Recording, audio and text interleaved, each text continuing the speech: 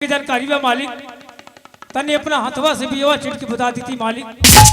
हम भी छिट दी थी मालिक। हमरा के मत समझो, हमरा के मत पढ़ाओ, भोलवा मत पढ़ाओ। हमरा मालूम बा कितना गहरा खेत में बिया ते छीट देले बाड़ी, कितना छीटे के बाकी बा। और ज्यादा बात मत कर भोलवा, हमरा के मत समझाओ, हमरा के मत पढ़ाओ, भोलवा मत पढ़ाओ। हमरा मालूम बा कितना गहरा खेत में ते बिया छीट देले बाड़ी, कितना छीटे के बाकी बा। ज्यादा बात मत कर, खेत में बिया छीट के घरे जल्दी आओ। भगवान अब हम का करी? बिया छिटे की जानकारी बहाना बिया छिटी थे कैसे छिटी और एक खेत बाड़ी में केहू दिखाई भी नहीं के दे, लेकिन इंतजार करता नहीं जरूर क्यों भाई आई और भाई से पूछब और पूछ के बिया छीट के जाए। अरे भाई राम राम। राम राम भाई राम राम। खेत में होता कौन काम भाई? खेत में आज भी बिया छीटे। अच्छा अच्छा। अब बिया छीटे के जानकारी बाना ना ना तनी तारा मालूम होके नु तो तनी बिया छीटे के बता देबो। बिया छीटो लाई नहीं को भाई तारा एहसान हम जिंदगी में कबहू ना भुलाए। अच्छा अच्छा। हाँ बिया में छीटो लाई नहीं को ना भाई, खाली ज्योति ले। बड़ा पूर्वक बाड़ो बियावा तू ही छीटब, हमरा सब बुद्धि ले लो। ए तो तन बताओ ना भाई। एगो काम करो, हां पानी बराबर बा। हाँ पानी बराबर बा, पानी फरचिया भी गइल बा। एक नंबर का बात कहले बड़ो। मूड़ी पर बिया उठा लो। हाँ आ भंडार कोना निकल जा, भंडार कोना। हाँ एक मुठा कोने में गिरा दी। अच्छा दूसर का कोना जो है एक मुठा वो कोनवा गिरा दी। हाँ यानी चारू कोनवा चार मुठा गिरा दी। हाँ हाँ आ जोन बीच में जोगो ही बस जाता हाँ दौड़िया उलट दियो। भाई रुक जा भाई हो। यानी चार मुठा चारू कोना पर हम बिया गिरा दी आराम से आ जौन बोची तो बीच खेत में उझिल दी। एक कोठ है। अच्छा भाई पहले बताओ हमार खेत बराबर जामीन हो? आ भाग मर दे कोई दिन के बाद हो जाऊ कोपड़ तक जामी, कोपड़ तक। अच्छा हां त कब इतना बिजोड़ जामीन? तना बिजोड़ जारी के एक में उखड़ में पट दे उखड़ जाई। सुना नु अगर खेत हमारे अभी भई तो तू ही बुझियो। आ भाग मर दे सारा बियो जाम ही कर होता रहा, जाम जाइयो। ठीक है चलो तू जगह बताओ तरन वही आप बिया छिड़ता नहीं। छीटा छीटा आराम से। हाँ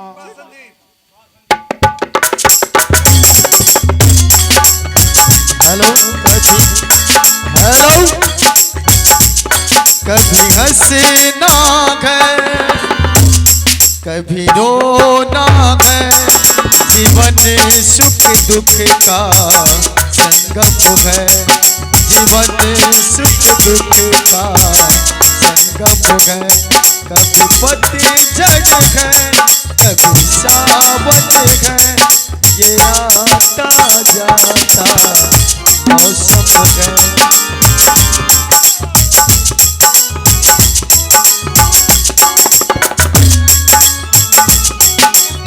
हेलो दाती मेरी माता पिता आत्मा। भाई एवा छीटा गइल हो। बिया तो छिटा गइल भाई। अच्छी तरह बड़ा काम कइल है, अब बड़ा जोर से भूख लग बा भाई। मेहनत कइल बड़ा, भूख ना लगी। ये भाई हो हमारा मालिक घरे नु आज पहली बार मुठ लिया बा। मुठ लिया बा। हाँ आ को मुठ ना लिया तोरा। पट साल में मुठ लिया साल में। हेलो हुआ पूछा ताली। अब पहली बार आज मुठ लिया बा। अच्छा अच्छा। हमारा मालिक घरे नु सुंदर सुंदर खाना बनल बा। चल तनी हमहू खाए आ तू हमर साथे चल खाए। एवा का बनल बरे?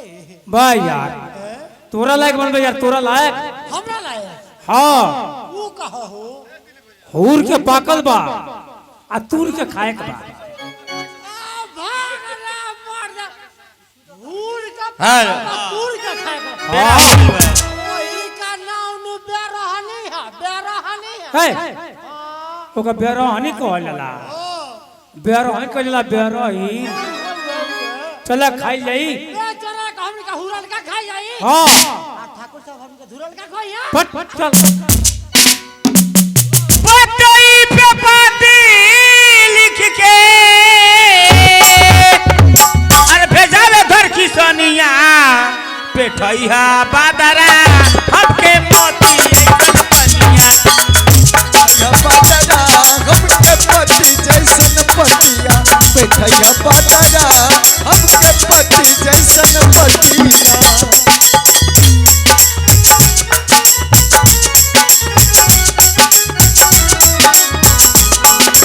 हमके पति जैसन पतिया बैठैया बादरा हमके पति जैसन पतिया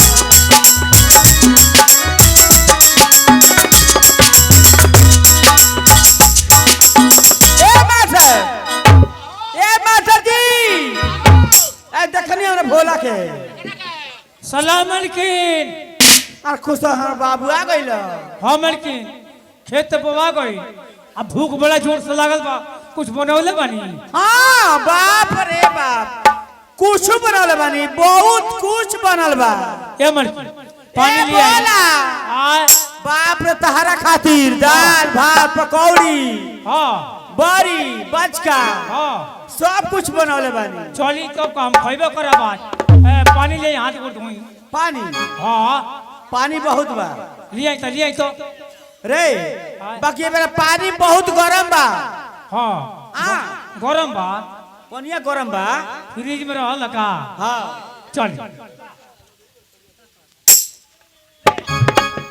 हेलो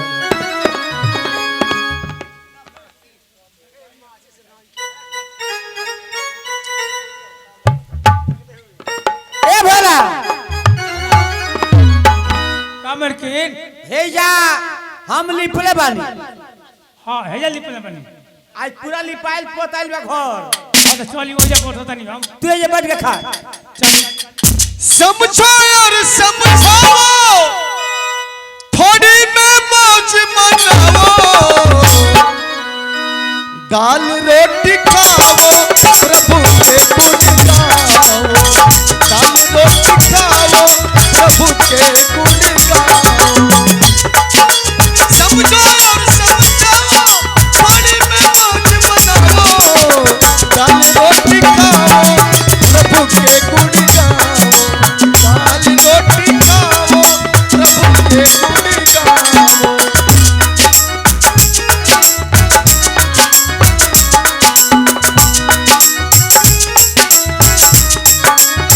पेट में रोटी तन पे लगोटी सोने की गठिया पेट में रोटी तन पे लगोटी सोने की गठिया सोने की गठिया राधे श्याम सितारा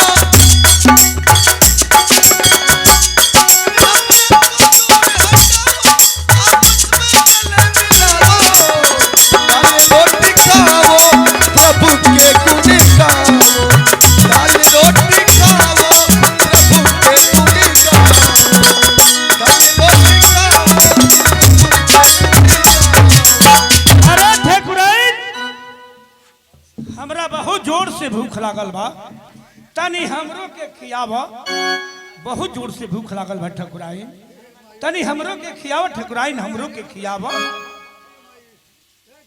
ए ठेकुराइन अरे तहरे के कहतनी तनी हमरो के ए खियाव मलकिन का हो जॉब खाए बैठी ले नु तो दुवरिया पे दुकान से सरवा भीख मांगा आके कोवा के तरह सरवा टोर कर जैसे हमर खाइलो परेशान कर मलकिन हम खाएम नहीं जाई वो भीख मांगा के गेट में हाथ लगा के आ बाहर कह दी आ कह दे भीख मांगा आज फेरा हो जा भीछा ना देवे जा जोया हमरा कोनो नीमन काम होला ई मुता पियलन भीख मांगन के मारे हमर जीव रोग हो जाला ए भोला रे सलाम मालिक सलाम सलाम सलाम सलाम सलाम सलाम सलाम सलाम सलाम ए सलाम के बच्चा दिन भर में कहली सलाम करी अरे जावे पर हमरा जो बरले मन करला तो बरले हम लागली तहली दिन भर में लागेली मालिक सब केहू दिन भर में 2 मरतबे सलाम करेला हाँ हाँ सुबह और शाम अच्छा अच्छा आ तोरा जबे मन करी तबे ते सलाम ए तो बात सरकार रो मार घर है केनु बानी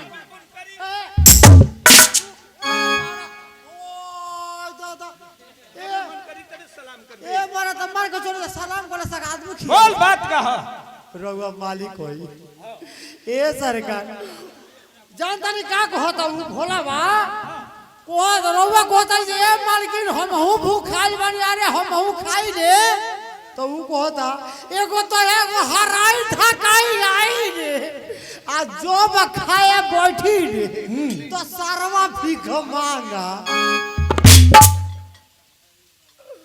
रउआ के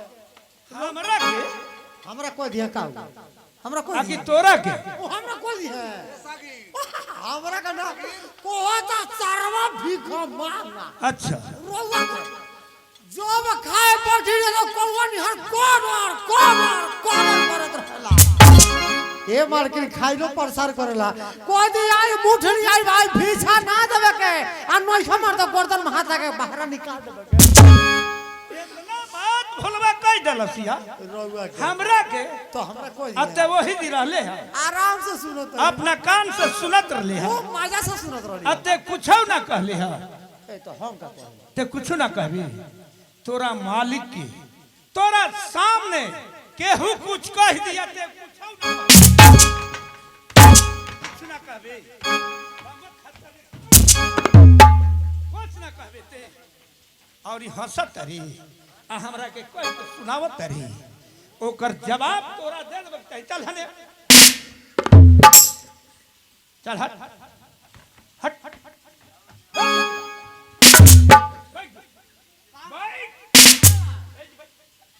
हमरा कपार पर बैठ पे ऊपर कहां तो गइल बाजी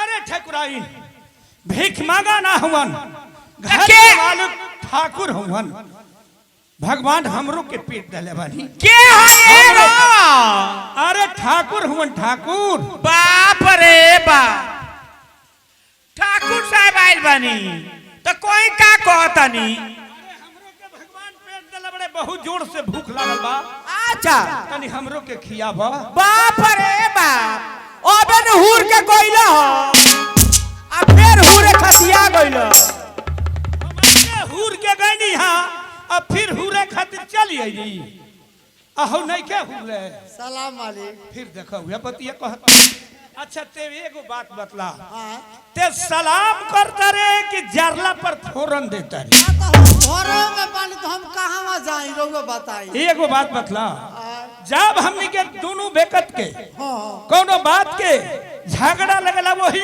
तोरा सलाम करे के मौका मिलला ए मालिक जब दो आदमी का झगड़ा होला तो तीसरे आदमी आवेला ओ तो आवेला तो फरियावे वाला कि सलामे करत रही बार बार ए मन रउआ के हां कहत बोल का कहता रे ए मालिक केतना में का प्रेम से कहता नहीं ओ अपन रउआ हुर के कोनी हो हाँ। हुर खतिया गइलो हुर खतिया गइली ये त ना कोलियो हुर खतिया गइलो ए मालिक रउआ पहले ई हमरा के बताई यार दिन भर में कोबेर हुरी ले ए कहली हुदेली बे मारा हम तो जो मन करला तब जाइले हुर के फिर चल जाइले हुर के फिर चल जाइले हम आउ दुहाली दिन भर में हुर्री ले सवेरे और शाम के ओ बताई ना रोवा दू टाइम हुरते बानी हमरा जो मन करता तब जाके हुर के चलिया बतारी आया भोलवा घर में हुरते बा तो इतना ठकुराई के देही में जान बजे हुरवावत रह बिया का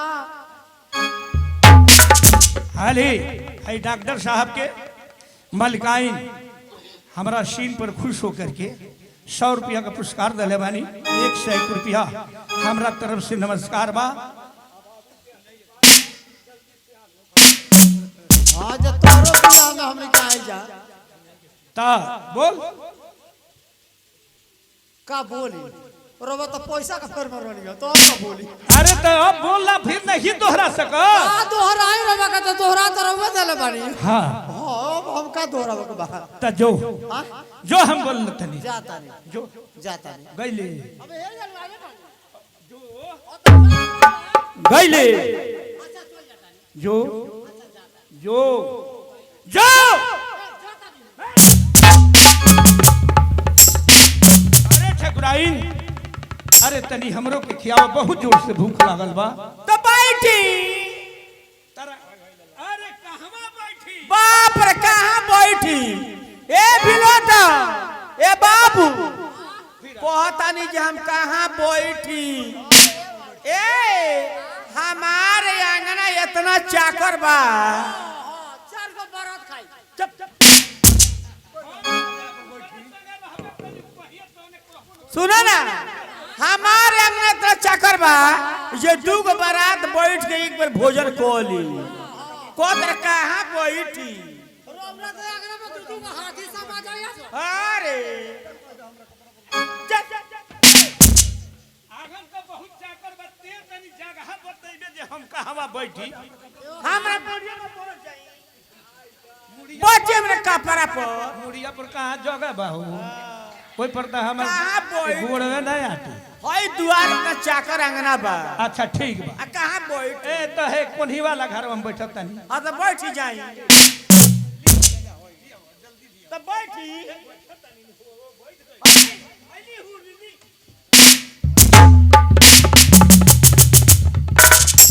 हुरी हुरी हुरी वो ना हुरी ले देखे के सरकार हम घर के मालिक हैं धानी हमार कमाई है हमार व्यवस्था हम घर के हमार नौकर है हरवाह ओकरा के बैठा के थाली में खियावल जाता हमरा के खाना पत्तल पर फेंक दिहल गई किली घूर ली और वो ऊपर से फेंक दिहल गई। वाह मालिक हाँ बोल अब का देखत नहीं हुरी फिर आज बड़े अच्छा कहा हो अते रोवा पहले ई देखी हो घर के टोकर पूरी चोन हो हरवाह उ हरवा हो हाँ हाँ तो उ खाता थोरिया में रोवा घर का मालिक है तो रोवा खाता नहीं चौपल में रहे चप्पल है ई चप्पल है कि पत्तल है रे चौपतल नहीं तो हमरा भी चौपल है अच्छा हाँ हाँ खाई खाई तोरा चप्पल खा लगता ना है ना ना हमरा भी जो मोड़ला रहनी तो हमरा भी चौपल है ई पत्तल है अच्छा हाँ पतल है रोवा आराम से हुरी हुरी हाँ हाँ हम खाता नहीं जो वाह वाह रे ठकुराइन वाह इतना व्यवस्था से हमरा के खाना खो खो भलवा खूब खो खूब खो खूब खो खूब खो हम मन लगा के खो आंख मून के खो ना होके ए ठकुराई अरे तनी ओकरा लगवा घुसुक के बैठ जा ना होके तो अपना हाथवा से ओकरा मुंहवा में डाल दो अरे डाल दो ठाकुर साहब यहू तरह करी ले ये मालिक भन जाता है और ठाकुर साहब रोग मऊ वाला काम कर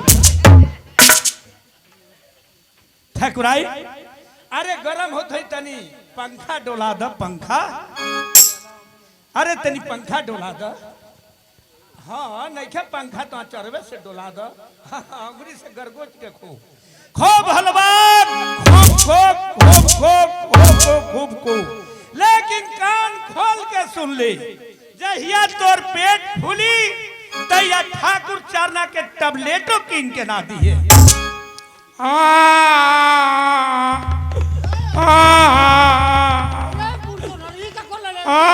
ए बोला काहे रोता रहो तनी मालिक कहतनी नु खूब खूब हलवा खूब खूब अब पेट फूली तो चना गोली कीन के ना दे बाबू हो आराम बाप रे बाप यही फेर में तू पार गइल ए भोला भोला बोली ए भोला आ रे जो ये तोर तबियत खराब हो जाई तो ई कहाना काना दिन रात के काम आई रे। ये मन के हमरा खाती होई आई हारवा बेच दी। सारा गहना धोइले बानी, पूरा घर द्वार बेच दे आ तहारा के ले चले इलाहाबाद दवाई कराओ के।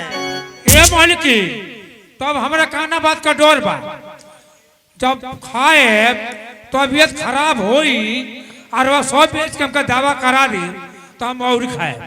खो खा खाई खा खा खा तोरा डर बा खा।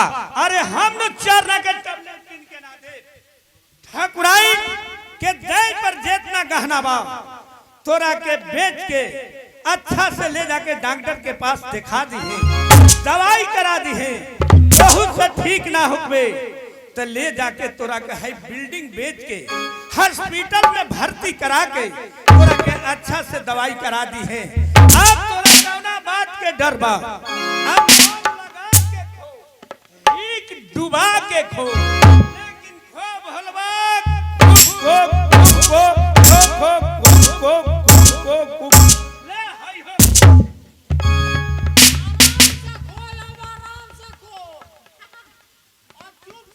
ये मन की काई बोला ना खाए का न खाइबा हम मालिक खानवा झूठ को देनी। आई हो तो जा ले जा जबरावा पिलवा के लगा दो। ठीक है जाई हम लगा के आवो तनी। न ते लगाओ, हम सामने देखो तानी। रो है ले जा रो है। आओ जो लगाओ ए मास्टर जी। आओ आओ आओ टाइगर आओ ले ले हम दोसर खाना लिया तो लगा दो जा। आओ आओ ये सरवा कहाँ गोइल बा? रे पिछुआरो में जो सुनी ना जब खाए बैठी ले नु तो आवे ला रोज का कवरा लगाई ले हमरा बुझाता आज होई हजार रह जोग औ का बैठल में पिछवा हमरा बुझाता। जितना लोग पूरी खा के फगले बन सब सारे खा खा खाइल बा, ओकरा खोजा कोनो चिंता नहीं छे। कहता नहीं कि आई जरूर आ गइल बा। रे रे अरे खा खा